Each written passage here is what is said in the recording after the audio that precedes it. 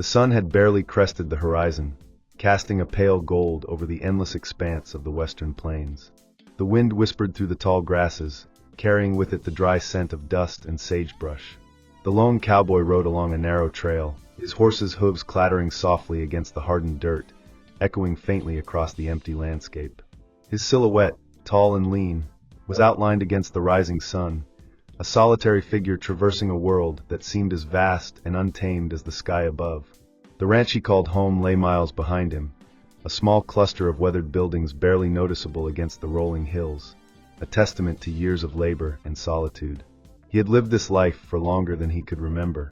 Days bled into nights with little distinction, the work unyielding and the company scarce. The quiet of the plains was both comforting and relentless, a constant companion that tested patience and hardened resolve. Yet, it was within this isolation that he had learned to read the land, to understand the subtle signs left by animals, the change in the wind, and the whispers of those who had walked the plains long before him. Today, however, the familiar rhythms of the world felt different, as if the air itself carried a warning he could not yet name. The trail curved around a ridge, revealing a shallow hollow where the earth seemed to sink slightly. There, half hidden among the tall, dry grasses, he spotted the small figure. The child was emaciated, wrapped in tattered rags that offered little protection against the early morning chill. The boy's ribs protruded sharply beneath his skin, his body trembling not only from hunger, but from the cold that had seeped into his bones. He lay motionless at first, save for the shallow rise and fall of his chest, the fragile rhythm of life persisting despite the obvious signs of neglect and suffering. The cowboy dismounted slowly, the leather of his boots creaking as he hit the ground. He approached cautiously, not out of fear but respect for the vulnerability he saw. The plains had taught him that survival required both vigilance and compassion. One could not thrive by brute strength alone. Kneeling beside the child, he examined the small frame, noting the cuts, bruises, and the deep hollows beneath the eyes that told a story of prolonged deprivation. Time pressed against him, yet he found no hesitation in the decision forming quietly in his mind. He would take the boy with him, no matter the consequences. Lifting the child carefully, the cowboy felt the weight of responsibility settle upon him like the dust of the plains clinging to worn boots.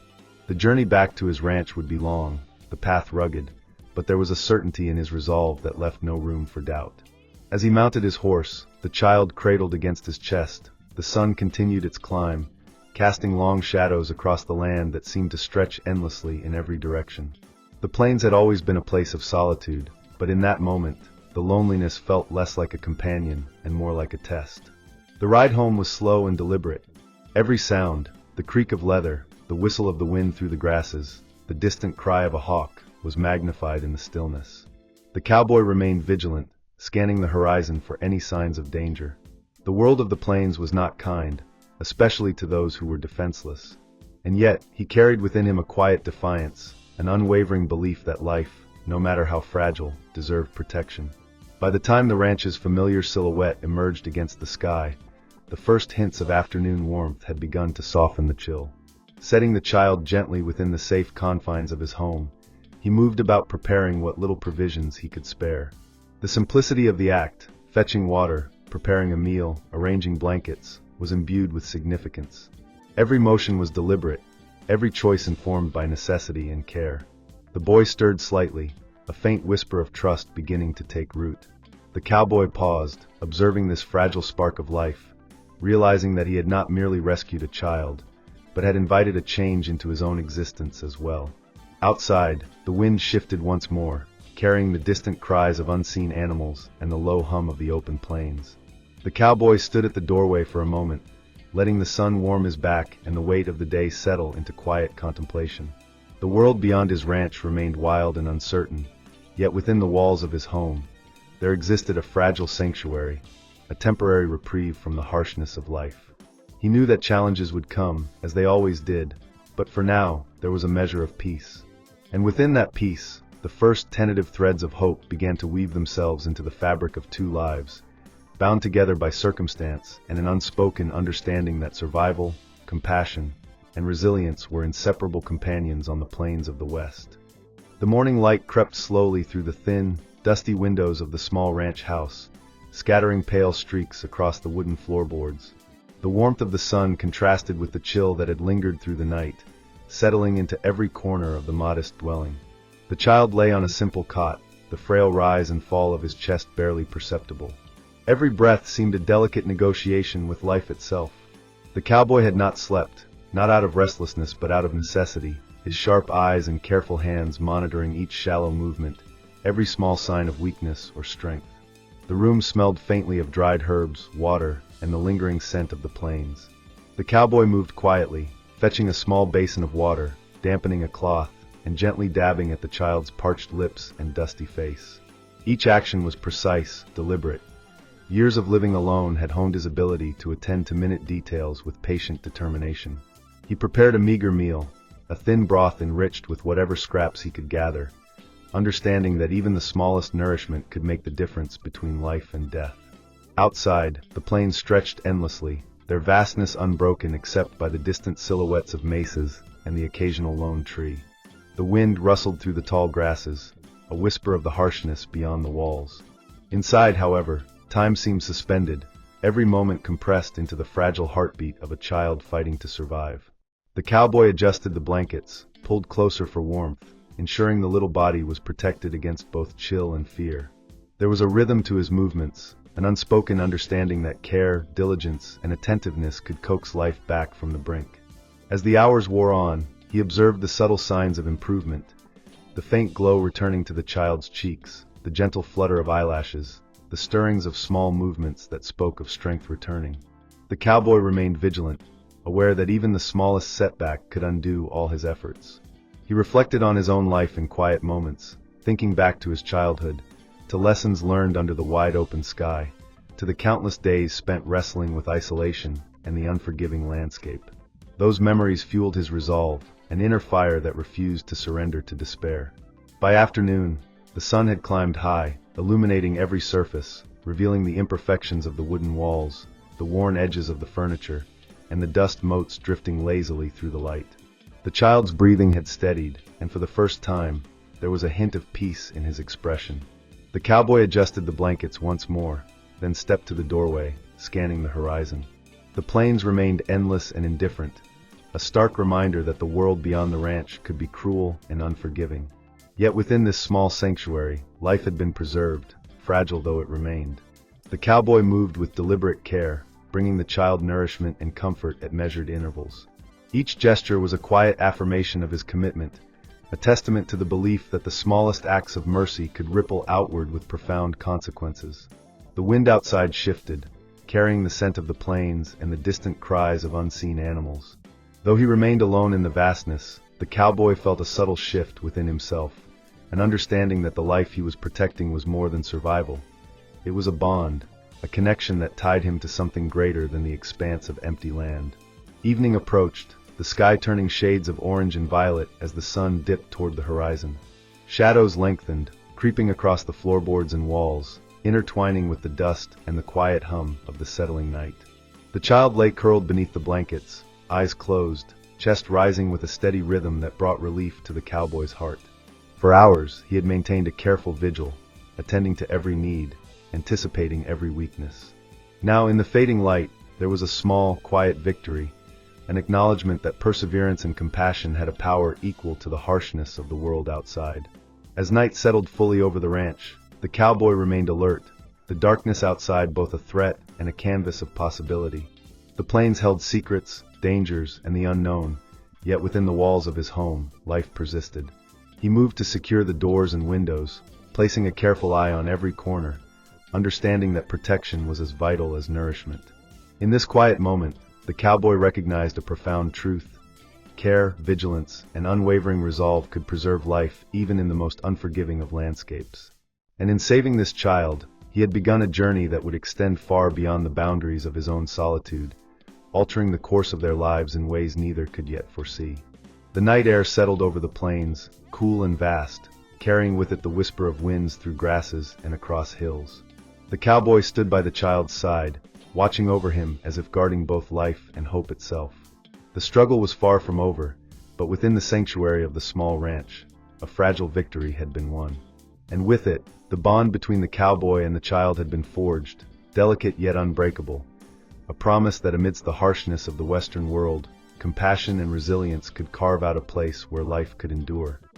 The next morning, the sun rose with a cautious glow, casting pale light over the rolling plains and the rugged silhouette of the lone ranch. The wind whispered through the tall grasses, carrying with it the faint scent of earth and dust, as if the land itself had something to warn him about.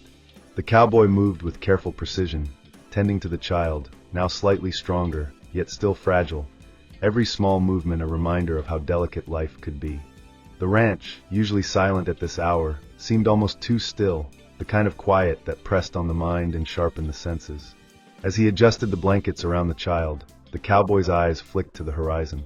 Something stirred there, a subtle shift in the distance, a ripple across the undulating grasses that suggested more than the usual wildlife. The plains, vast and unbroken, had always been alive with signs, tracks, shadows, the distant cry of birds, but this was different. It was deliberate, a presence moving with purpose.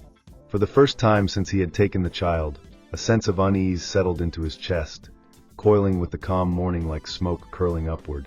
The child stirred, his small hand reaching instinctively toward the cowboy, an unspoken gesture of trust. The cowboy noted the change in posture, the way the child's eyes tracked something he could not yet see. He followed the gaze, scanning the horizon with narrowed eyes. There, against the soft haze of dawn, shapes began to emerge. Not animals, not mere shadows of the wind, but figures, moving deliberately, slowly forming a line along the distant ridge. Their presence was subtle at first, barely distinguishable from the rolling hills, yet unmistakable once recognized. A gathering, organized, purposeful. The cowboy's instincts, honed through years of solitude and survival, kicked in. He did not panic, nor did he react hastily. Instead, he observed, analyzing the movement of the figures, noting the rhythm and spacing, the silent communication in their formation. The plains had taught him that danger often announced itself subtly, and this was no ordinary threat. Yet alongside caution, there was a flicker of understanding, a sense that these figures, whoever they were, had a connection to the child, a purpose he did not yet grasp. He moved with quiet deliberation, closing doors, securing windows, and ensuring the child remained protected. Every action was precise, performed without panic, but with an underlying urgency. The air seemed heavier now, charged with anticipation, as if the wind itself had been waiting for this moment. The child's breathing, though steadier than the previous day, carried a nervous energy, a subtle mirroring of the tension permeating the room. Outside, the movement of the figures continued, their approach measured and unhurried, yet undeniably persistent. The hours passed slowly, each one stretching with the weight of uncertainty. The cowboy maintained his vigil, alternating between tending to the child and scanning the horizon. Shadows shifted with the sun's slow arc, casting long, stretching lines across the plains. He noted the detail of their movement, the deliberate pacing, the way some carried visible weapons while others moved with bare hands, the faint glint of metal catching the sunlight. There was power in numbers, discipline in formation, and a quiet dignity in their approach that commanded respect rather than fear. By mid-afternoon, the shapes had grown clearer, the horizon now crowded with figures stretching into the distance, suggesting hundreds of them moving with a silent purpose. The cowboy understood instinctively that this was no ordinary encounter. His mind traced back through every possible scenario, weighing danger against the connection he now felt with the child. The plains themselves seemed to hold their breath, the wind stilled in anticipation, and even the distant cry of birds quieted as if observing the moment. The child clung instinctively to the cowboy's side, sensing the weight of the approaching presence. Though he could not speak, the subtle tension in the child's body conveyed an awareness beyond his years. The cowboy's heart tightened, recognizing the fragility of life in the face of such overwhelming force. And yet, alongside the caution, there was a quiet hope, an understanding that these figures, moving deliberately across the horizon, were bound by something larger than mere threat. They were connected to the child, a reminder that even in isolation, the world could impose its will, and sometimes that will carry a purpose beyond understanding. As the sun dipped toward the late afternoon, the figures on the horizon solidified into discernible shapes, warriors, determined and numerous, lining the distant ridge like shadows etched against the sky. The cowboy's mind raced, analyzing every possibility, preparing for confrontation, yet also bracing for revelation. The plains had always demanded respect and vigilance, and now, at the edge of the horizon, the full weight of that lesson unfolded before him. The child's hand tightened around his own, a silent plea and a fragile bond of trust. Beyond the ridge, the shadows waited, and the cowboy, alone but unyielding, stood ready to meet whatever fate these figures brought to his doorstep. The afternoon sun had climbed high, casting harsh light across the plains and illuminating the small ranch with a clarity that left nothing hidden. From his vantage point by the doorway, the cowboy watched as the distant line of figures drew closer, their numbers no longer vague shadows but clearly defined warriors. Each moved with purpose and discipline, hundreds of them stretching across the horizon, forming a formidable presence that seemed to dwarf the modest ranch he had called home. The wind carried the faint metallic glint of weapons and the rhythmic sway of banners, an unspoken herald of their arrival. The cowboy's heart did not race. His years on the plains had taught him the value of measured observation over panic. He surveyed the approach, noting formations, spacing, and the subtle gestures exchanged among the warriors. Their precision suggested training, their patience implied strategy. Even in overwhelming numbers, there was order, a silent testament to their power and coordination. He adjusted the child's blankets, ensuring the fragile figure remained protected, while every muscle in his own body tensed in readiness. The gates of the ranch, though simple and worn, represented the boundary between his sanctuary and the vast, unpredictable world beyond. He moved to reinforce them as best he could, stacking spare planks and securing latches, but the sheer number of approaching warriors made it clear that force alone would not guarantee safety. The air was thick with anticipation, charged by the collective presence of hundreds of beings who, though distant, radiated authority and intent. The plains themselves seemed to hold their breath, the wind stilled in reverence or warning, and the usual distant cries of wildlife faded into a tense silence. The warriors reached the edge of the ridge, their shadows stretching long across the plains, merging with the contours of the land. Some carried shields, others weapons, while a few bore ceremonial adornments, feathers glinting in the sunlight. Their movements were deliberate, paced to convey control rather than haste. The cowboy observed the smallest details, the way their eyes scanned the horizon, the subtle signals passed between them, the rhythm of their march, all of it suggesting purpose beyond simple aggression. He realized that this was not an army seeking conquest, but a force bound by respect, tradition, and perhaps a debt unspoken. The child stirred, sensing the shift in the air, small hands gripping the cowboy's sleeve. The cowboy's mind raced through possibilities, weighing every potential outcome. Hundreds of warriors, disciplined and determined, stood at the threshold of his world, and yet, there was no immediate threat of attack. The tension was thick, a tangible weight pressing down on the wooden walls and the plains beyond. He adjusted his stance, positioning himself protectively, while understanding that the arrival of so many required more than mere vigilance. It required perception, restraint, and insight into their intentions. The warriors began to descend the slope, moving in formation toward the ranch. The sound of their approach, a rhythmic cadence of boots on the dry earth, carried clearly across the open landscape. Dust rose with each step, catching the sunlight in golden clouds that blurred the line between earth and sky. The cowboy could see the leader emerge slightly ahead of the rest, his figure taller, more ornate, signaling authority and intent. Every aspect of their approach conveyed strength and purpose, yet there was no overt hostility, no rush to violence. The cowboy sensed that the outcome of this encounter would hinge not on brute force, but on understanding the connection between these people and the child he had saved. Time seemed to stretch, the plains folding into a tense tableau where every heartbeat, every breath carried significance. The cowboy observed, prepared, and waited, aware that the events unfolding were beyond the ordinary measure of his solitary life. The warriors reached the base of the slope, their eyes fixed upon the ranch, their formation unwavering. The leader paused briefly, assessing the situation, and the cowboy understood that a silent message was being exchanged, a negotiation without words, conducted through presence, posture, and intent. Within the walls of the ranch, the cowboy maintained a careful balance between protection and observation. The child rested, unaware of the full scale of what approached, yet the cowboy's mind worked tirelessly, calculating, preparing for every possible scenario. The warriors stood at the threshold, their numbers imposing, their discipline undeniable, and the plains seemed to bend to their will. In that moment, the cowboy recognized the enormity of what had begun with a simple act of compassion. The child's life had drawn this vast, powerful force to his doorstep, and the outcome would test not only courage and resolve, but the very bonds of trust, understanding, and respect that could shape the fate of all involved. As the sun dipped lower, casting long shadows across the ranch and the plains, the first step of engagement drew near. The cowboy's eyes never left the formation, the weight of responsibility pressing on his shoulders, yet beneath it all lay a quiet certainty. The plains had a rhythm, the world had a code, and his choices, small though they may have seemed, had summoned forces that would forever alter the course of lives entwined by fate, courage, and the fragile thread of mercy. The sun had begun its descent, casting a warm orange glow across the endless western plains, painting the rugged landscape in hues of gold and violet.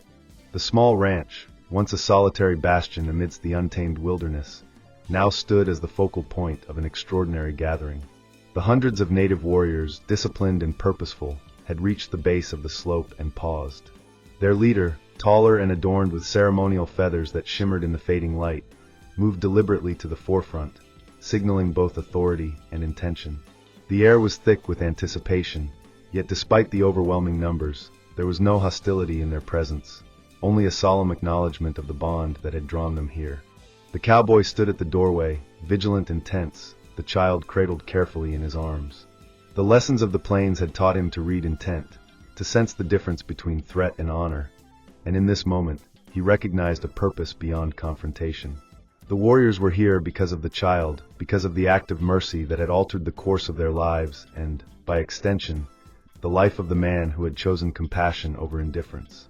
The plains themselves seemed to hold their breath, as if the world were watching, waiting for the moment when understanding would replace fear. The leader stepped forward, moving slowly and deliberately, each motion measured to convey respect rather than intimidation. The cowboy observed, noting every detail, the sway of the feathers, the glint of the sunlight on his armaments, the subtle nods exchanged among the warriors.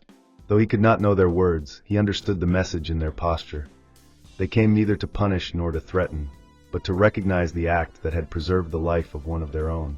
The child, sensing the shift in energy, stirred slightly, a small movement that echoed the quiet tension of the moment. The plains stretched endlessly around them, yet within this confined space, the ranch, the slope, the immediate line of approaching warriors, an invisible connection had formed, tying the cowboy, the child, and the warriors together in a delicate balance of trust and acknowledgement. Every heartbeat, every breath carried weight. The cowboy realized that what had begun as a solitary act of compassion had now blossomed into a profound testament to human connection, respect, and the unspoken codes that governed lives on both sides of the plains. As the leader drew closer, the cowboy felt an almost imperceptible release of tension.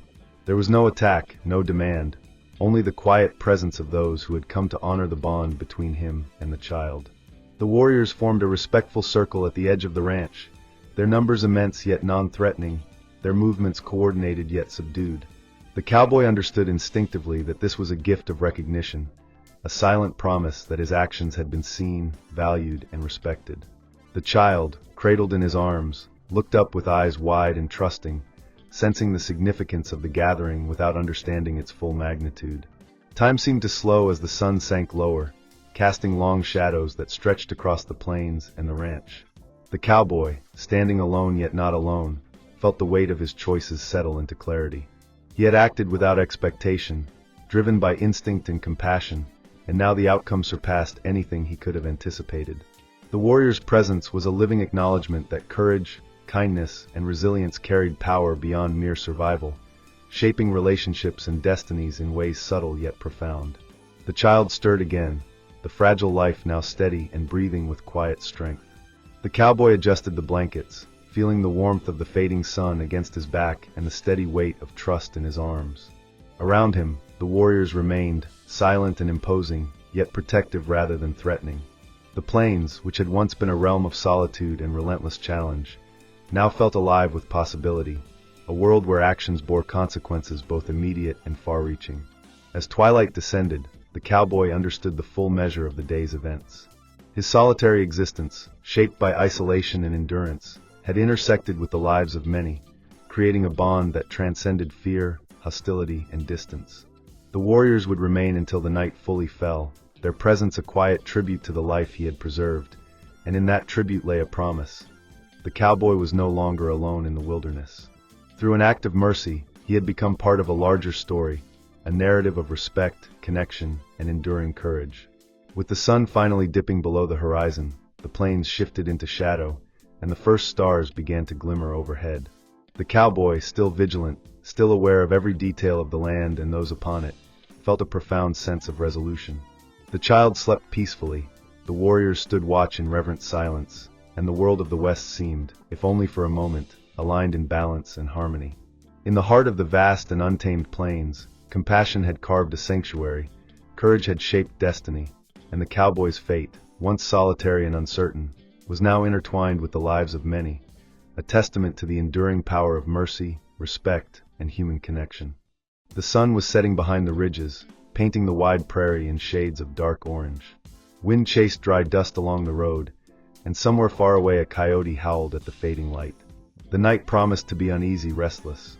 John Ross, a weathered rancher with a restless heart, often chose such evenings to ride away from the ranch, checking the cattle, hunting for wolves, or just escaping the kind of silence that weighed heavier than a drunkard's shout in a saloon.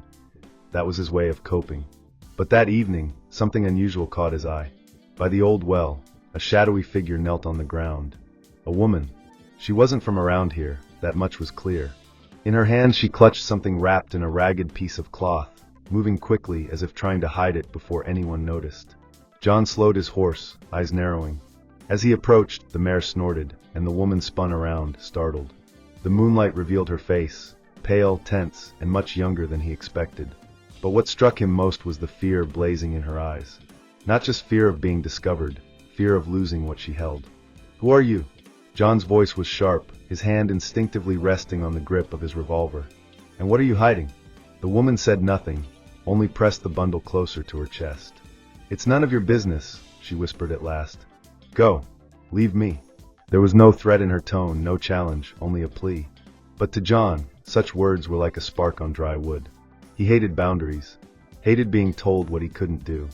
"Everything on this land is my business," he growled, sliding off the saddle. His boots crunched against the dirt as he stepped forward. "Especially when a stranger's crawling around my well." She recoiled a step, clutching the cloth tighter. A gust of wind swept a strand of hair from her face, and John saw the truth. She was far too young to be wandering the prairie alone. "Please," her voice was quieter than the rustle of grass. "Don't touch it. Don't take it off." The word stuck in his mind. A warning, or a secret. To John, it sounded like a dare. Suspicion stirred in his chest. Could be a weapon under there. Could be stolen goods. Gold. Or something far worse. Out here in the Wild West, nothing ever happened without reason. John took another step closer. The air between them grew heavy. The woman's knuckles turned white as she clung to the cloth, her whole body trembling. "You'll either tell me what's under there," his voice dropped to a cold whisper, "or I'll find out myself." At that very moment, lightning tore across the horizon, splitting the darkening sky. A storm was rolling in, but the real storm was already here, rising in the silence between a desperate girl and a stubborn rancher by the lonely well. The wind grew sharper as the storm crawled closer, dragging the horizon into darkness. The prairie grass bent under sudden gusts, whispering like restless spirits. John Ross stood firm, boots planted in the dirt, staring down the stranger. The young woman's hands trembled as she pressed the rag-wrapped bundle against her chest, her body shielding it like a mother guarding her child. "Whatever you're hiding," John muttered, his voice low and unyielding, "it won't stay hidden for long." Her lips parted, breath quick and shallow, but her words came out in fragments. "Please, you don't understand. If you take it, if you even touch it, everything will change." The plea should have softened him, but instead, it hardened something inside. John was a man who had seen lies in all shapes, gamblers swearing they told the truth, drifters claiming innocence while carrying stolen guns, even neighbors pretending to be friends until land disputes turned them into enemies. He'd learned long ago that when someone said "don't look," it was the surest sign there was something worth looking at. He stepped closer, and the young woman stumbled back until her shoulders pressed against the rough wood of the well. Lightning flashed again, cutting her silhouette into the night. Her eyes glistened with fear, but there was also defiance, a quiet strength that didn't belong to someone so frail. "What's your name?" John demanded. She hesitated. For a moment, he thought she might remain silent forever. But then, in a voice fragile as glass, she answered. "Evelyn." "Evelyn," he repeated, letting the name linger on his tongue. "Now tell me, what are you hiding?" Her grip tightened. The bundle shifted slightly, and for an instant he thought he saw something metallic glint beneath the fabric. His hand instinctively slid closer to his revolver, but he didn't draw. Not yet. It's not what you think, Evelyn whispered. It's not gold not stolen. It's something dangerous. For me. For you. For everyone here. Her words weren't the kind a liar used. They carried a weight, a kind of trembling truth. But John's pride wouldn't let him back down. He couldn't allow a stranger to dictate what he could or couldn't see on his own land. You're trembling, John said, his voice rough. Whatever's under there, you're too scared to face it alone. That means I need to see it. No, she cried suddenly, her voice cutting through the roar of the approaching storm. She hugged the cloth bundle tighter, her knuckles whitening. You must not take it from me. Please. I beg you. For a brief second, John hesitated. The desperation in her voice wasn't staged, it was raw, real. A lesser man might have taken pity on her, walked away, left the mystery buried under her arms. But John wasn't a lesser man. He was stubborn, reckless, and perhaps a little too broken to care about what mercy demanded. I'll decide what I must do, he said, his tone cold as iron. He reached forward, his fingers brushing the edge of the fabric. Evelyn gasped, stumbling sideways, her body twisting to shield the bundle. The sudden movement knocked over the wooden bucket by the well, sending it crashing against the ground. The sound echoed across the prairie like a gunshot. Stop! Evelyn's voice cracked. You don't know what you're unleashing. John ignored her. His hand shot forward, firm now, seizing the cloth. Evelyn resisted, but her strength was no match for his. The storm winds howled louder, whipping dust into their eyes, as if the earth itself rebelled against what he was about to do. Lightning struck close, so bright it lit the prairie like daylight. In that searing flash, John saw her face, not just frightened, but broken. Tears streamed down her cheeks as she whispered again, softer this time. Please don't. But John's hand was already pulling. The cloth slipped, unraveling inch by inch. Beneath it, something cold and strange began to gleam, though the storm shadows hid its full shape. John froze, his chest tightening. For the first time, doubt crawled into his heart. What if she was right? What if he had just crossed a line he couldn't step back from? Evelyn's sobs mixed with the rolling thunder. She dropped to her knees, clutching at the last folds of fabric that still covered the secret. Don't do this, she begged again, her voice breaking. If you uncover it, you'll never be the same. The words clung to him like a curse. But John's pride, his unshakable will, burned hotter than reason. And with one final pull, the fabric began to slip away. The storm above screamed as if in protest. And in the half-light of a violent prairie night, the rancher realized he had done something that could not be undone. The cloth had torn completely now, revealing its contents in the dim flashes of lightning. John's eyes widened as he glimpsed the metallic object cradled in Evelyn's trembling arms. It was small, but unmistakably intricate. A device of some kind, old yet oddly mechanical, with brass gears and copper tubing glinting beneath the storm's intermittent light. Evelyn sank to her knees, sobs racking her body as she tried to shield the device from him. You don't understand, she shouted, her voice breaking over the howl of the wind. If you touch it, if you move it, it could. She stopped herself, fear cutting her words short. John took a cautious step closer, studying the device. He could feel the tension in the air like a living thing, coiling around him and tightening with every second. It was more than a curiosity now. It was a potential threat, something neither of them fully understood. Potential threat?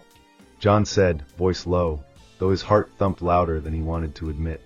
You've been carrying this all alone? Out here in the middle of nowhere? Why? Evelyn's hands shook violently as she cradled the device. It's not mine to use. It's not safe for anyone to touch. I was told to protect it, to keep it hidden until the right moment. If someone careless, like you, interferes, her voice trembled as she trailed off, unable to finish the thought. John studied her face. Despite her fear, there was a glimmer of something else, determination, courage, maybe even desperation born from responsibility beyond her years. He had seen similar resolve in men and women older and tougher than her, but in someone so young, it was rare. Dangerous, even. You mean it could hurt me? He asked cautiously, though part of him doubted the warning. He was a man who had faced wolves, bandits, and firestorms. Could a small mechanical object really frighten him? Not just you, Evelyn whispered. It could destroy everything around us. That's why it has to remain hidden. Lightning split the sky again, illuminating her small frame and the strange, brass-glimmering contraption. The wind carried a sharp chill, and the storm seemed to respond to the tension between them, a living, angry thing surrounding the two of them in isolation. John took a deep breath. He had a choice. Leave it be and let the night carry the secret further into isolation, or take control and risk everything. His pride, stubbornness, and that ingrained sense of curiosity gnawed at him relentlessly. Then I suppose, he said slowly, I'll have to see if it really is as dangerous as you say. Evelyn froze. Her eyes widened, and she pressed herself to the ground, attempting to cover the object once more. No, please. I beg you, don't touch it. You don't know what it can do. The words struck him like a whip. Yet, despite the urgency and fear, he found himself moving closer, drawn by the irresistible pull of the unknown. His fingers hovered over the glinting metal as thunder rolled overhead. Suddenly, the device gave a tiny, almost imperceptible click.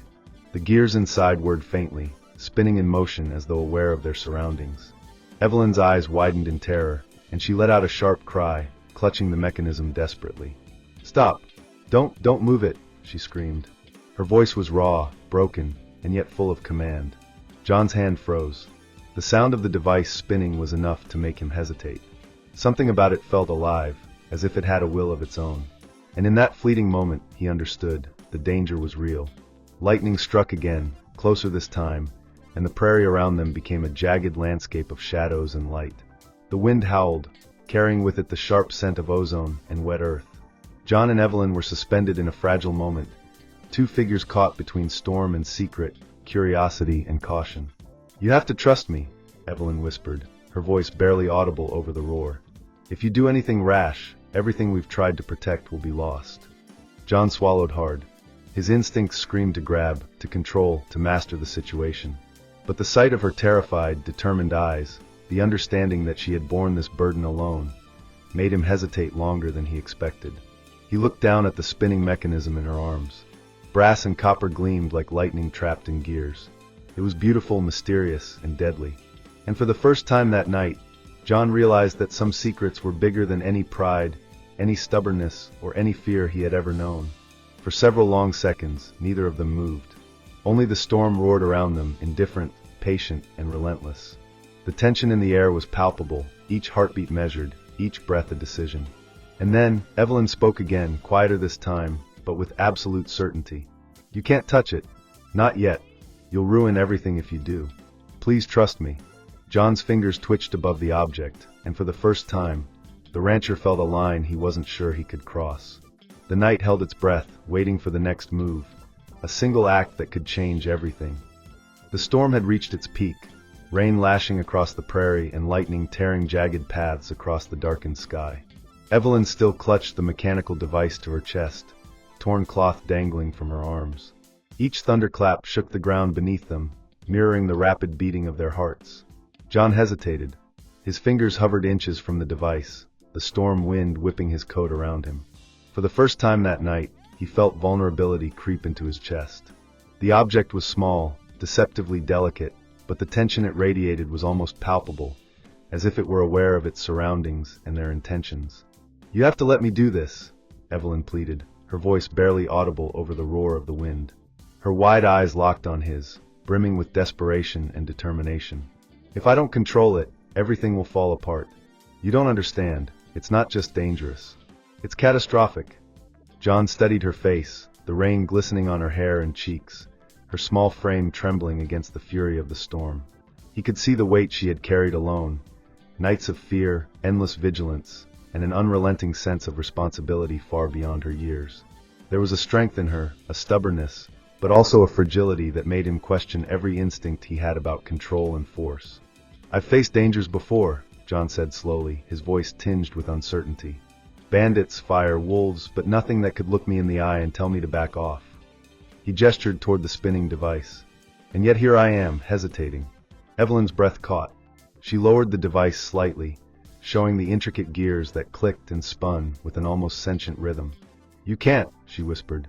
Even a small misstep, a nudge, a touch, it could activate in ways you can't predict. You'd be destroying more than just me or this device. You'd destroy everything we're trying to protect. John's fingers twitched. The pride and stubbornness that had brought him this far clashed with a growing awareness. He was no longer in control. This tiny device, held in the hands of a terrified girl, had shifted the balance entirely. Lightning split the sky again, illuminating her desperate, determined eyes. The spinning gears caught the brief light, glinting like a warning. John took a cautious step back. The storm's fury seemed to echo his hesitation, the wind moaning as though it too recognized the weight of the moment. "You've carried this alone for too long," John admitted, his voice quieter now, more reflective than commanding. "I've underestimated you. But I also know that if I interfere, I could ruin everything." Evelyn's trembling lessened slightly, though the storm's energy still pushed against her. She looked up at him, searching his face for any trace of intent. "Then you'll have to trust me," she said, voice firm despite the fear. "I've protected this longer than anyone knows. I've kept it safe, and I can continue to do so, but only if you let me." John's eyes narrowed, studying her, weighing the choice. Trust was not his nature, especially when stakes were unknown and danger palpable. Yet something about the urgency in her voice, the visible weight she bore, and the unmistakable intelligence in her eyes compelled him to consider it. "Fine," he said slowly, stepping back completely. "I'll trust you for now." Evelyn exhaled in relief, the tension in her shoulders easing just slightly. She carefully adjusted the device in her arms, the spinning gears whirring softly but steadily. "Thank you," she whispered. "You don't know what you've just avoided." The storm continued to rage, yet in that moment, a fragile alliance had formed.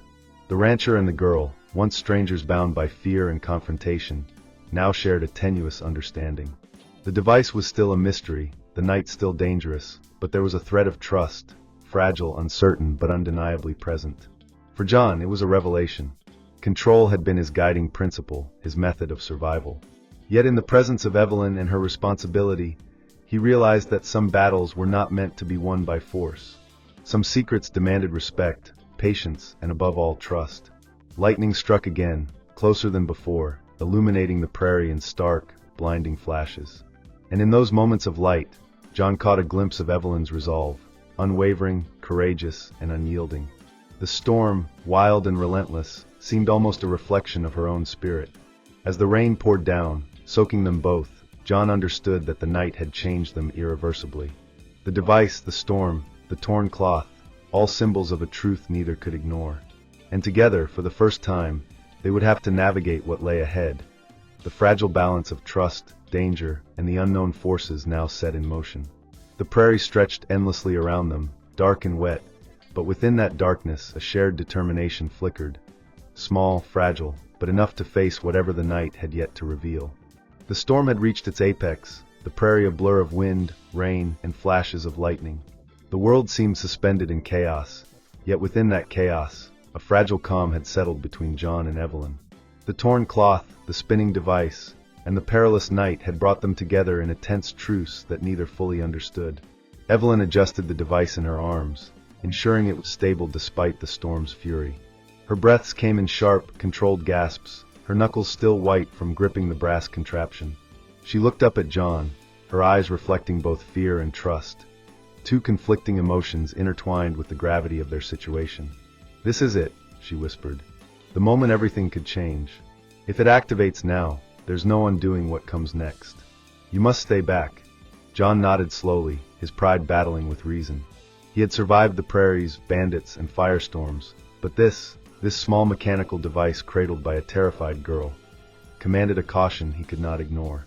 He stepped back, boots sinking slightly into the wet earth, his eyes fixed on the glowing brass and copper gears. The device began to hum faintly, a soft vibration that grew steadily louder. The storm seemed to respond to its energy, lightning flashed more frequently, thunder rolling like a drumbeat of impending revelation. Evelyn's hands trembled as she guided the mechanism, whispering to it as if coaxing a wild animal. "Almost there," she muttered. Her voice was a fragile thread amidst the roar of the tempest. "Just a little longer, and it will stabilize." John watched, heart pounding, as the spinning gears and copper tubing aligned in perfect synchrony. The device began to emit a subtle glow, bathing Evelyn's wet, tear-streaked face in warm light. For a moment, the storm seemed to pause, the wind softened, the rain lessened, as if the world itself were holding its breath. Then it happened. The device shifted suddenly, releasing a pulse of energy that spread across the prairie in a soft, shimmering wave. The ground beneath them trembled slightly, and lightning struck in the distance with a violent, almost musical resonance. The storm's fury persisted, but now it carried a sense of wonder alongside the chaos. A reminder that power could be terrifying and beautiful at the same time. Evelyn exhaled, relief washing over her as the device stabilized. She sank to her knees, exhausted, and John moved closer, his initial instinct to command replaced by awe and respect. He knelt beside her, eyes on the intricate machinery that had caused so much fear and tension. "You did it," he said quietly. "You kept it safe. And you saved more than just yourself tonight."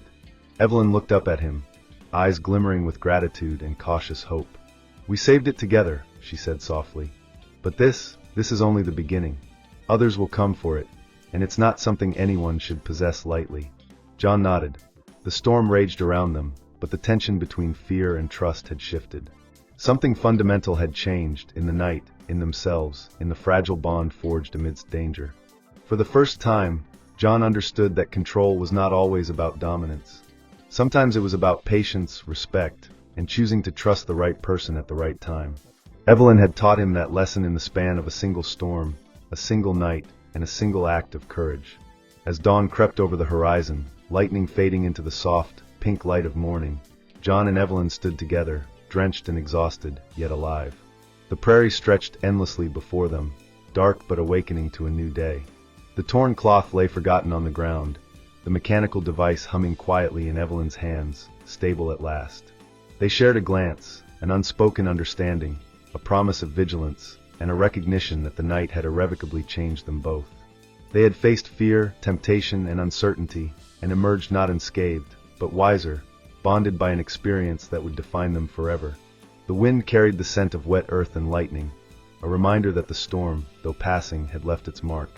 And as they turned toward the ranch, John and Evelyn moved as allies, wary yet united, ready to face whatever challenges the future might bring, together. The night had ended, but its lessons, its trials, and its revelations would linger in their hearts forever. Imagine the Wild West. Dusty streets, the creak of swinging saloon doors, the sun burning down on cracked wooden porches. I'd seen shootouts, bar fights, even a rattlesnake in my boots once, but nothing, and I mean nothing, could have prepared me for what happened that morning. It all started in the desert, outside of town. The sky was this pale orange, the kind that makes you feel like the world's holding its breath. I was riding alone, chasing rumors. Folks have been whispering about something buried out past Dead Man's Gulch. Not gold, not silver, but something way older. Some said it was a curse. Others said it was a miracle. I thought it was just tall tales told by drunk ranch hands. Until I found it. Half buried in the sand were these enormous shapes. At first, I thought they were just boulders smoothed by the wind. But when I got closer, I saw it. Faces. Giant faces. Carved? No. Sleeping. Breathing. Their chests rose and fell like slow mountains. 3 of them. Women. But impossibly huge, like legends that had been lying there for centuries. Now, I should have turned my horse around right then. Any sane man would have. But curiosity is a poison, and mine was already running through my veins. I tied up my horse, took a step closer, and the ground shook. Their eyes opened. I swear I felt my blood freeze. You ever seen something so big move so slowly, but with so much power, it makes you feel like an ant about to be stepped on?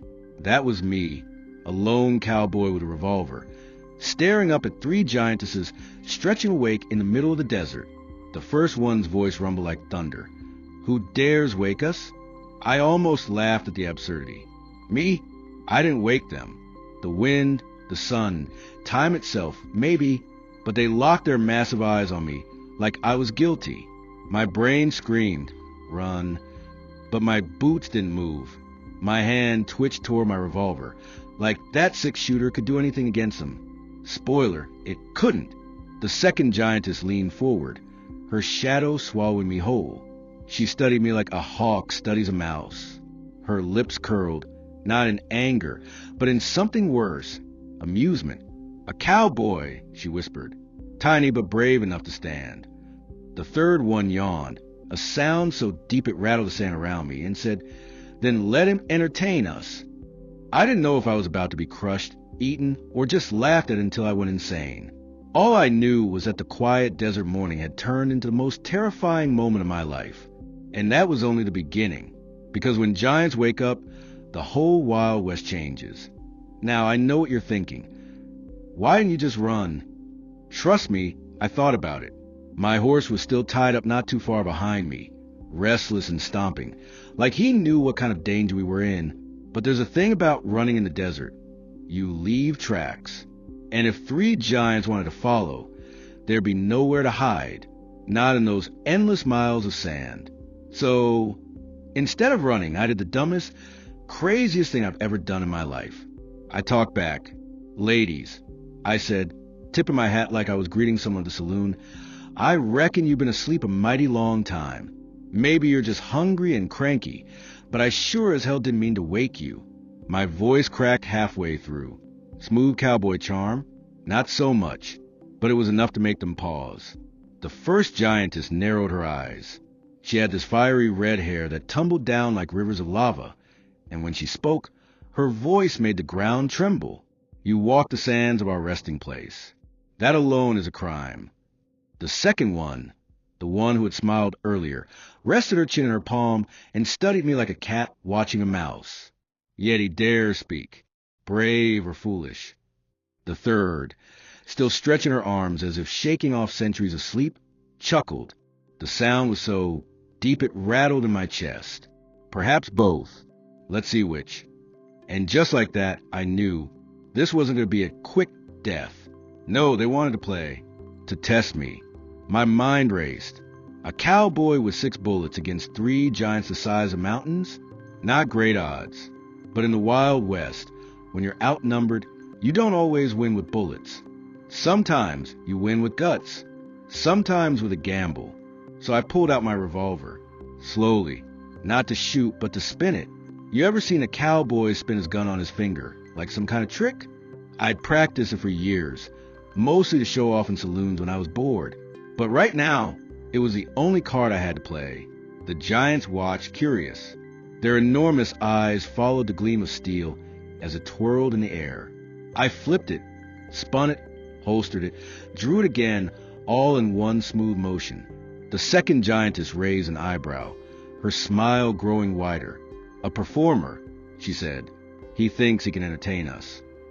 Better than being crushed under your heel, ma'am. I shot back, my heart hammering in my chest. The red-haired one snorted. Tricks won't save you, little man, but we'll humor you for now. And that's when it hit me. They weren't just killers. They were curious, maybe even bored. If I could keep their attention, make them hesitate long enough, I might survive. So I gambled everything on the one thing I knew how to do, perform like my life depended on it. I started talking fast. I told them stories about the Wild West, about duels at high noon, about cattle rustlers, about saloons filled with laughter and music. My voice carried across the desert, and for a moment, it felt like I was on stage instead of standing in front of 3 colossal beings who could squash me like a bug. The second giantess laughed, a soft laugh, but it echoed like rolling thunder. The third leaned in closer, her massive eyes shining with interest. Even the fiery, red-haired one tilted her head, like she wasn't sure whether to kill me or let me keep talking. Every second they listened was another second I stayed alive. But here's the thing about gambling. You never know when your luck runs out.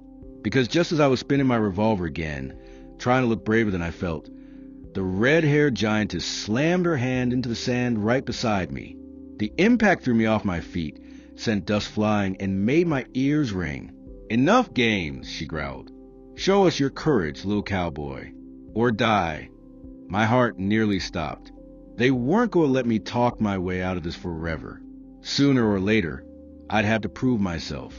And out there, under that blazing desert sun, with 3 giantesses towering over me, I realized the truth. This wasn't just about surviving anymore. It was about proving I was more than an insect to them. It was about showing giants what a cowboy was made of. The air was thick with dust after that hand struck the sand beside me. My ears were ringing, my body trembling, but somehow I stayed on my feet. Maybe it was fear, maybe stubbornness, probably both. The red-haired giantess leaned closer, her burning eyes locked on me. No more words. Show us your strength, little cowboy. Strength? Against them? It was like asking a rabbit to fight a wolf. But I saw something in her glare. It wasn't just rage. It was expectation. They weren't testing my muscles. They were testing my spirit. So I spat the sand out of my mouth, tightened my grip on the revolver, and looked up at her. All right then. You want strength? Let's make this fair. The smirking one tilted her head. Fair? You are smaller than my finger. Then give me a chance, I said. Where I come from, we settle things with a duel. High noon, face to face. If I win, you let me go. For a moment, there was silence. Then all three of them burst into laughter. The kind of laughter that shakes the ground and makes your bones rattle. The third giantess, still the most curious of the three, finally spoke. A duel with us? You have courage, little one, or madness. Maybe both, I muttered under my breath. The red-haired one slammed her fist into her palm, creating a shockwave that nearly knocked me down again. Very well, cowboy.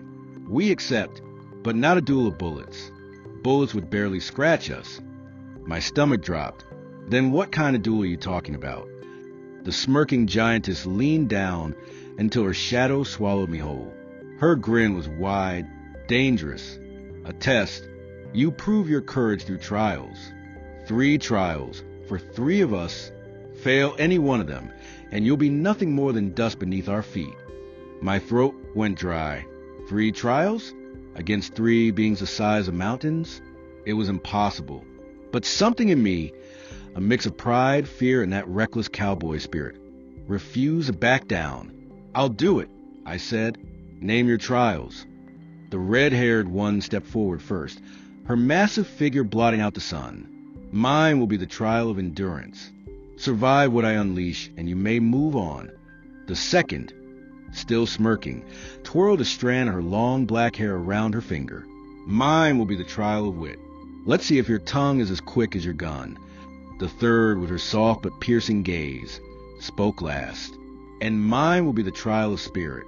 You will look into the heart of fear, and we will see if it breaks you. I swallowed hard. Endurance, wit, spirit, against giants. It sounded less like a contest and more like a death sentence. But there I was, nodding like a fool. Fine, I'll take your trials. The red-haired one laughed, her voice booming like thunder. Then let the first trial begin. She lifted her colossal foot and stomped it into the ground. Cracks split across the desert floor like lightning bolts. The earth itself trembled as though the whole desert was waking with them. I barely managed to stay upright, clutching my revolver like it could save me from an earthquake. Then she crouched down, scooped up a boulder the size of a wagon, and tossed it into the air. It came crashing down, missing me by inches, shattering into pieces. Pebbles pelted my skin like bullets. Endure this, little man, she roared, grabbing another boulder. One after another, the giantess hurled them around me. Some landed so close I felt the heat of the impact on my face. My lungs burned from the dust, my legs screamed with pain, but I refused to fall. Every instinct begged me to run. But I planted my boots into the sand, standing firm, eyes locked on hers. Minutes felt like hours. Sweat poured down my face, grit stung my eyes, but I held my ground. Finally, she stopped. Her fiery eyes narrowed, then widened with something I hadn't expected. Respect. Humph. You didn't break. For now, you pass. The second giantess clapped her massive hands together, the sound echoing like a cannon. My turn. And as I wiped the blood and dust from my mouth, I realized this was only the beginning. 3 trials, 3 giants, and I had just survived the first. The desert had gone quiet after the red-haired giantess stepped back, her test complete. My chest was heaving, lungs filled with dust, but somehow my boots were still planted in the sand. I'd survived her trial, though barely. My ribs ached like I'd been trampled by a herd of buffalo, and my knees wanted to buckle, but pride kept me upright. That's when the second giantess leaned forward, the smirking one, with her raven black hair tumbling down like a river of shadows. She rested her chin in her hand, eyes gleaming with mischief. My turn, she purred, her voice rolling across the desert like distant thunder. The trial of wit. Let's see if your tongue is sharper than your gun. I swallowed hard. Outshooting giants was impossible. Outlasting them had already pushed me to my limit. But outsmarting them? Maybe, just maybe, I had a fighting chance. She leaned closer, her shadow swallowing me whole. Answer my riddles, little cowboy. 3 of them. Fail even one, and you will never rise from the sand again. My revolver suddenly felt very, very useless. All right, I muttered, trying to keep my voice steady. Shoot. Her grin widened. First riddle, I have no mouth, yet I speak. I have no ears, yet I hear. I have no body, yet I come alive with wind. What am I? My brain scrambled, panic clawing at me. A cowboy is not exactly a scholar, but I'd heard plenty of campfire riddles in my day. No mouth, no ears, comes alive with wind. My eyes darted to the horizon, where the desert air carried whispers through canyons. An echo, I said, praying I was right. The giantess raised an eyebrow. Then, slowly, she smiled. Clever. You live another breath. The ground didn't stop shaking beneath me, though. My heart was pounding so loud I could barely hear her next words. Second riddle, I'm always running, but I have no legs. I have a bed, but I never sleep. What am I? This one I knew. I'd grown up by rivers before the desert took me west. My lips cracked into a grin. A river. Her eyes gleamed. 2 for 2. Impressive for an insect. My confidence flared for a heartbeat. But then she leaned in so close I could see the reflection of my trembling figure in her enormous pupils. Final riddle. The more me you take, the more you leave behind. What am I? That one hit me like a punch to the gut. My thoughts spun, and for a second, all I could hear was my own ragged breathing. The more you take, the more you leave behind. Sand? No. Water? No. Then it clicked. Every step I'd taken since stumbling into this nightmare. Every track in the desert. Footsteps, I whispered. The giantess froze, then burst into laughter, so loud it rattled the sky. She clapped her hands together, and the force of it nearly knocked me flat. Well done, little cowboy. You've got a silver tongue after all. You passed my trial. Relief crashed over me like a wave, but it didn't last. Because the third giantess, the quiet one with the calm but piercing eyes, finally stood. She was taller than the others, her expression unreadable. My turn, she said softly, and somehow her quiet voice was scarier than all the booming thunder before it. The trial of spirit. The air shifted. The desert sun dimmed, like a cloud had swallowed the sky, though I saw none above me. A cold wind swept across the sand, and suddenly I wasn't standing in the desert anymore. I blinked and found myself back in Dead Man's Gulch. Except everything was wrong. The rocks twisted, the sky burned red, and shadows crawled across the ground like snakes. My revolver was still in my hand, but when I spun around, I realized I wasn't alone. Figures stepped out of the darkness. Familiar figures. Men I'd shot in duels. Bandits I'd left die in the dust. Old enemies, all of them, their faces pale and hollow-eyed, like corpses still wearing their hate. You left us behind, one snarled, his voice echoing unnaturally. You killed me, another hissed, blood trickling from a phantom wound in his chest. I staggered back, heart hammering. This wasn't real. Couldn't be real. But when one of them lunged, his hand cold as death around my throat, it sure felt real. The quiet giantess's voice echoed all around me. This is your trial. Face the ghosts of your past. If your spirit breaks, so will your body. I gasped, forcing my revolver up. The shadows closed in, voices rising in a chorus of blame and fury. My finger hovered on the trigger, but then I stopped. No bullet could silence them. They weren't flesh and blood. They were guilt, memories, my own sins, dressed in shadow. So I holstered my gun, though my hand shook like a leaf in a storm. You think I don't carry you with me already? I shouted, voice breaking. Every man I ever put in the ground. I remember. Every mistake, every bad choice. I wear like a second skin. But I'm still here, and I'll keep walking. The shadows froze. The red sky cracked like glass. One by one, the ghostly figures dissolved into dust, carried away by the wind. And just like that, I was back in the desert. The giantess towered above me, her expression still calm, but for the first time, I saw something in her eyes. Respect. You did not run from your fear, she said. Your spirit endures. You pass. My legs nearly gave out. I'd faced storms, duels, even death before, but nothing had ever shaken me like that trial. Still, somehow I was standing. 3 trials, 3 giants, and I'd passed them all. But as the sun dipped lower in the sky, I realized something terrible. The ground trembled again, not from their footsteps this time, but from something deeper, darker, the kind of tremor that made the whole desert feel alive. The 3 giantesses turned, their smiles fading. Even they looked uneasy. And in that moment, I knew the trials were just the beginning. The desert wasn't quiet anymore. Not after the trials. Not after everything I'd seen. My lungs burned, my legs shook, but I was still standing. 3 trials, 3 giants. And somehow, by luck or sheer stubbornness, I'd passed them all. But then the ground trembled again. Not from their footsteps. From something deeper. Something older. Even the giantesses turned uneasy, their gazes shifting toward the horizon. Cracks split the sand, glowing faintly red, as if fire itself was buried beneath the desert floor. The raven-haired one hissed through her teeth. No, it stirs again. The red-haired giantess tightened her fists, eyes blazing. We woke it. The quiet one said nothing, but the look on her face told me all I needed to know. Whatever was coming, it was worse than them. And then it rose.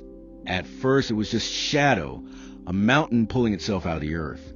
But then I saw the shape, arms thicker than canyons, eyes like burning suns, a form so massive it dwarfed even the 3 giantesses. They'd been terrifying enough. This was something else.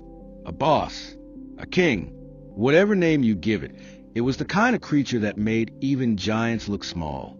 The giantesses actually stepped back. For the first time since I'd met them, I saw fear in their eyes. And me?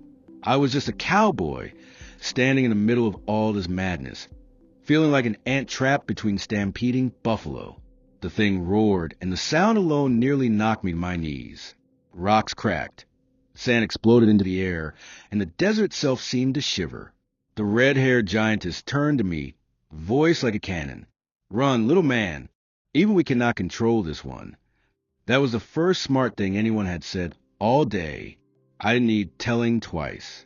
I sprinted toward the canyon, my boots slipping in the sand. Behind me, the ground shook with every step the colossal thing took.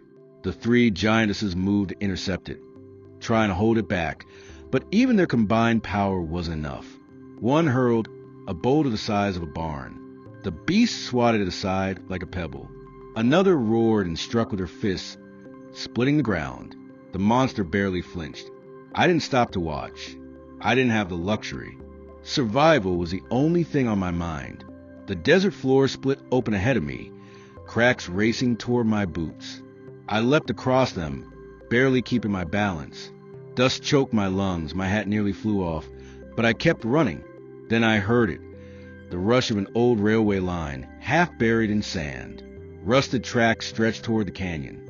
And there, like a miracle, sat the husk of an ancient train car, abandoned long ago. An idea sparked in my head. A desperate, crazy idea. The kind that either saves your life or gets you killed quicker. I scrambled onto the tracks, pried loose a rusted coupling, and shoved with every ounce of strength I had left. The old train car screeched, groaned, and finally began to roll downhill, picking up speed toward the monster. I didn't wait to see if it worked. I bolted alongside it, sprinting for the canyon edge. The colossal beast noticed. It turned, reaching a hand the size of a town hall toward me.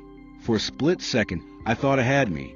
But then the train car slammed into its leg with a thunderous crash, bursting into splinters of wood and metal. It barely slowed the creature down, but it was enough. Enough for me to dive headfirst off the canyon's edge. The world spun. Wind tore past my ears. Rocks scraped my arms as I slid down the slope, tumbling, crashing, rolling until I slammed into the canyon floor below. My vision blurred. My body screamed in pain. But I was alive. Above me, the monster roared again. The giantesses fought, their silhouettes thrashing against the red sky, dust and boulders flying. The whole desert shook like the end of days. But I was out of the fight, out of breath, out of luck. I dragged myself to my feet, every muscle screaming. My revolver hung loosely in my hand, more dead weight than weapon. I stumbled to the canyon wall, leaned against it, and forced myself to look back one last time. The giantesses were still battling, still holding the monster at bay. But whether they'd win or lose, it wasn't my fight anymore.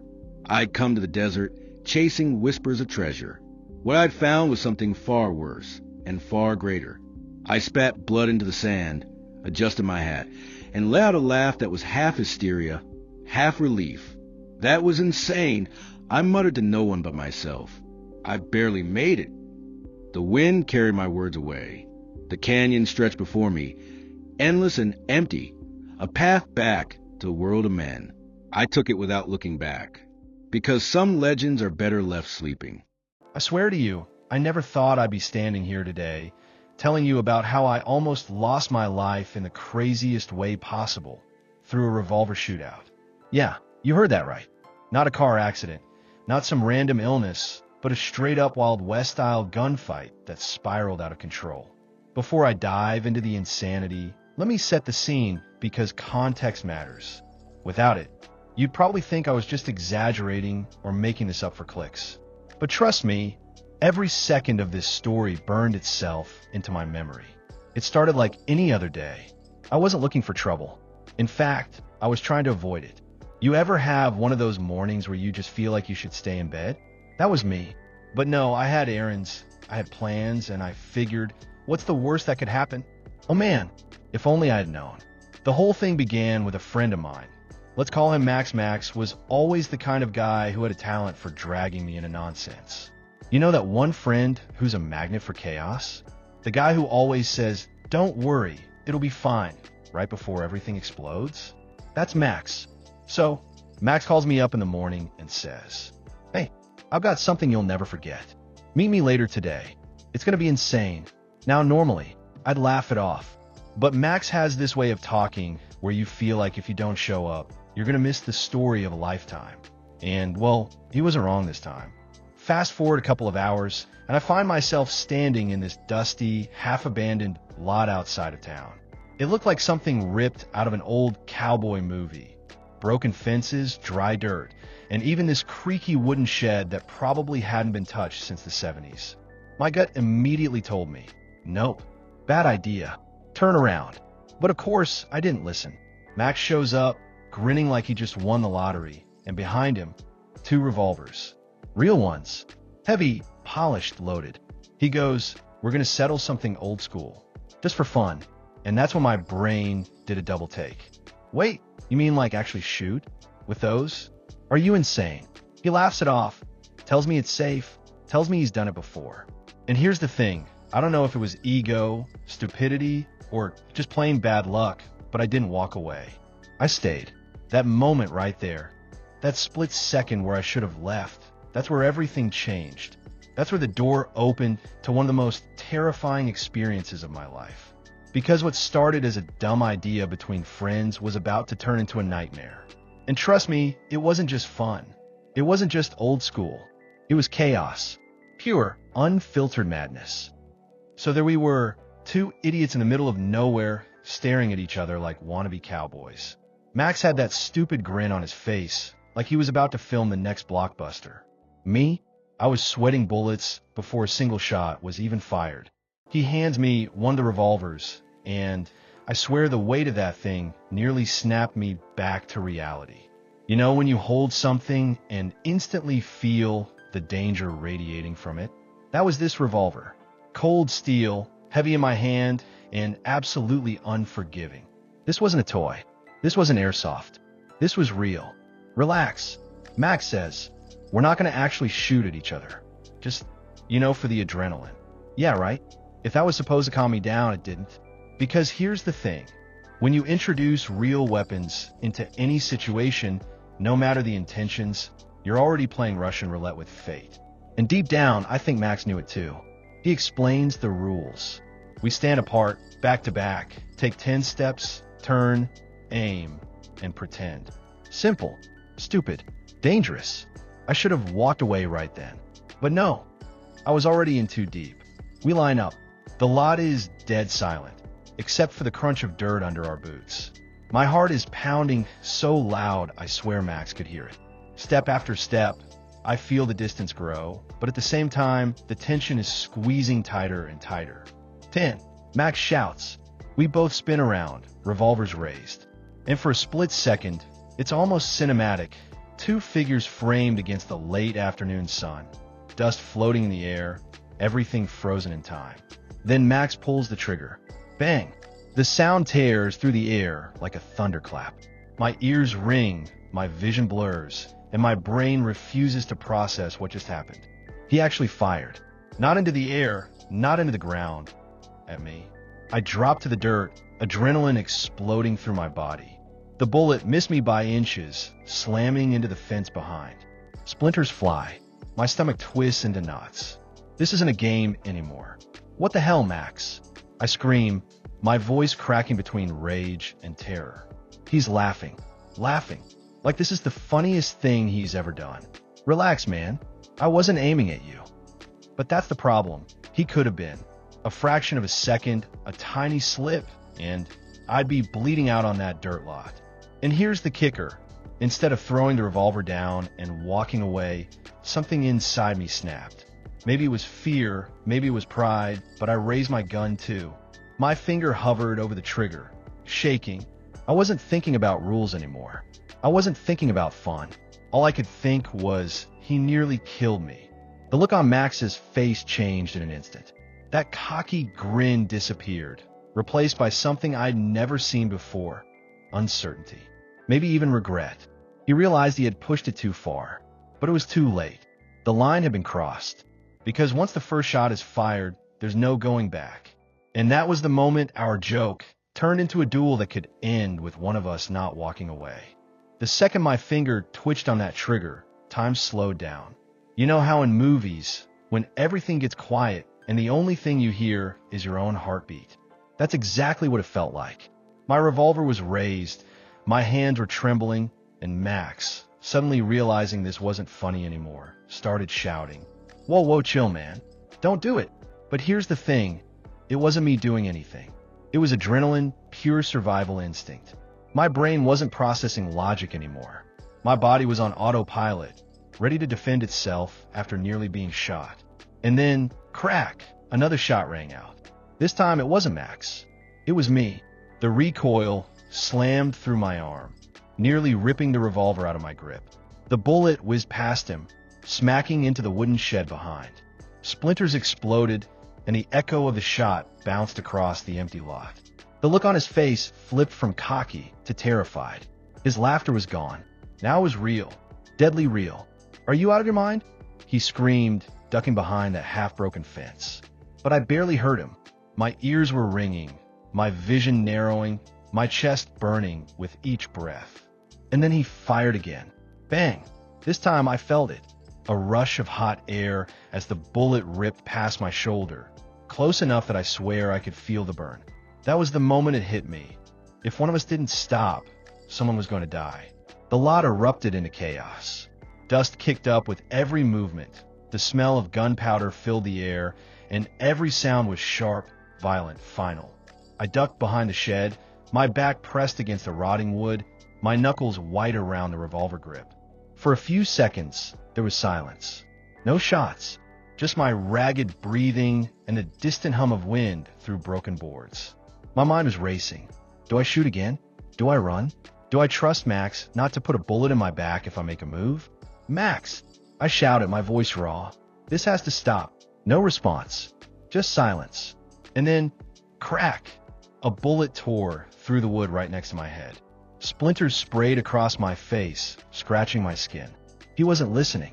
He wasn't playing anymore. He was fighting. That was when fear turned into desperation. I bolted from cover, revolver still raised, my legs stumbling through the dirt as I tried to get an angle. Every nerve in my body screamed that this was the end. That one wrong move, one unlucky bounce, and I collapsed into the dirt for good. Max popped out from behind the fence, gun raised, eyes wide like a cornered animal. For a split second, we locked eyes, and I swear, in that frozen moment, I saw the same thing in him that I felt inside. Raw terror. Neither of us wanted this. Neither of us wanted to pull the trigger again. But neither of us could back down. And then, as if on cue, both of us fired. Bang! Bang! The two shots collided in the air like thunderclaps, the echoes merging into one deafening roar. I felt the kick of the revolver in my hands, saw the flash in his, and then silence. The world stood still. Dust floated, my ears rang, my body froze. Had I hit him? Had he hit me? Was this it? My whole life, my entire existence, balanced on that one impossible second. And I swear to you, that was the closest I've ever come to death. For a few seconds, I couldn't move. My whole body was locked in place, like stone. The revolver felt welded to my hand, my lungs forgot how to breathe, and my ears still echoed with the twin thunderclaps of those last shots. The world was silent. Too silent. No birds, no wind, just the ringing in my head and the pounding of my heartbeat. I glanced down at myself, half expecting to see blood soaking through my shirt, a hole burned into my chest, something, but nothing. I was alive, shaking, terrified but alive. Then it hit me, what about Max? My eyes darted across the lot. He wasn't where he had been. The fence was empty, no movement, no sound. For a second, a sickening thought crawled through my brain. I killed him. That thought alone almost knocked me to my knees. My stomach twisted while rising in my throat. The revolver slipped from my grip and hit the dirt with a dull thud. My hands were trembling so violently I could barely hold them steady. "Max!" I shouted, my voice cracking. "Say something, man." Silence. Panic clawed at my chest. I stumbled forward, scanning the lot, my legs like jelly. Each step felt like I was wading through cement, weighed down by dread. I rounded the corner of the fence, and there he was. Max was on the ground, lying on his side, revolver still in his hand. My heart nearly exploded. And oh no. I rushed toward him, dropping to my knees. My hands hovered above his body, terrified to touch, terrified of what I might find. For a second, the world blurred, my vision swimming, tears threatening to break free. Then he groaned. That groan, the single most beautiful, terrifying sound I've ever heard in my life, snapped me back from the edge. He was alive. "Damn, you almost got me," he muttered, his voice strained, shaky, but very much real. I collapsed back in the dirt, gasping for air, half laughing, half crying. The relief hit me, so hard it was dizzying. I wasn't dead. He wasn't dead. Somehow, through all the chaos, through all the bullets and insanity, we had both survived. But here's the thing about surviving. It doesn't mean you're fine. Max rolled onto his back, clutching his arm. The bullet had grazed him, tearing through the skin but missing bone. Blood was seeping through his sleeve, dark and messy, but it wasn't fatal. He winced, laughed weakly, and said, "Man, we're the dumbest people alive." And he was right. Dumb, reckless, unbelievably lucky. I sat there, staring at the revolvers lying in the dirt, and it hit me like a freight train. 1 inch. That's all it would have taken. 1 inch in the wrong direction, and one of us would have been gone forever. The lot around us suddenly felt different. Empty, haunted. The silence wasn't peaceful anymore. It was heavy, suffocating, like the ground itself was judging us for what we'd just done. For the first time, I felt the weight of it all. The stupidity, the risk, the sheer insanity of playing with death for no reason other than adrenaline. We weren't cowboys. We weren't heroes. We were two fools who had stared straight into the barrel of mortality and somehow got to walk away. But even as relief washed over me, one thought refused to leave my mind. Next time, we might not be so lucky. When I finally stumbled back home that night, I don't think I'd ever felt so empty and full at the same time. My body was drained. My clothes reeked of gunpowder. My hands wouldn't stop shaking. I couldn't eat. I couldn't sleep. I just sat there in the dark, staring at my hands, replaying every single moment in my head. The sound of the shots, the sight of Max on the ground, That unbearable silence after I thought I'd killed him. It played on loop, like a nightmare that refused to end. And you know what the scariest part was? It wasn't the gunfire. It wasn't the near-death experience. It was realizing just how thin the line really is between life and death. How one stupid decision, one split-second choice, can flip everything upside down and leave you bleeding in the dirt. I kept asking myself the same question. Why didn't I walk away? I had so many chances. When Max called me, when I saw those revolvers, when he fired the first shot, I could have ended it right there. But I didn't. Ego, adrenaline, pressure, whatever it was, it almost cost me everything. And here's the truth, I learned the hard way. You don't realize how fragile life is until you almost lose it. That day changed me. It ripped away the illusion that I was invincible, that bad things only happen to other people. No, bad things happen fast, and they happen to anyone dumb enough to tempt fate. Max and I didn't talk for a while after that. There was too much unspoken between us. Anger, fear, guilt. But eventually, we did sit down, and we both agreed, never again. No more guns. No more crazy ideas. We'd used up all our luck in one afternoon, and we weren't about to gamble with it again. Looking back now, it feels surreal, almost like a movie I accidentally starred in. But it wasn't a movie. There were no stunt doubles, no safety nets, no second takes. Just two idiots who nearly wrote the last chapter of their lives in a dirt lot with revolvers. And that's why I want to share this story with you. Not because it's entertaining, though yeah, it's insane, but because I need you to understand something. You don't get extra lives. This isn't a video game. When it's over, it's over. If you ever find yourself in a situation where your gut is screaming, get out, listen to it. Don't ignore it like I did. Don't let pride or adrenaline push you into a moment you can't take back. I almost died that day, and I don't say that lightly. I felt death brush right past me, close enough to make my skin crawl. It's not glamorous. It's not cool. It's terrifying. So yeah, I'm standing here now, alive, able to tell you this story. And I don't take that for granted. Every day feels a little different after you stare down the barrel of a gun and walk away breathing. To anyone watching this, I'll leave you with this. Don't be me. Don't be Max. Don't play games with things that can end lives. Respect the weight of your choices, because one day, that choice might be the last one you ever get to make. And that, my friends, is why I can honestly say, I almost died in a revolver shootout, and it was the most insane, terrifying experience of my life.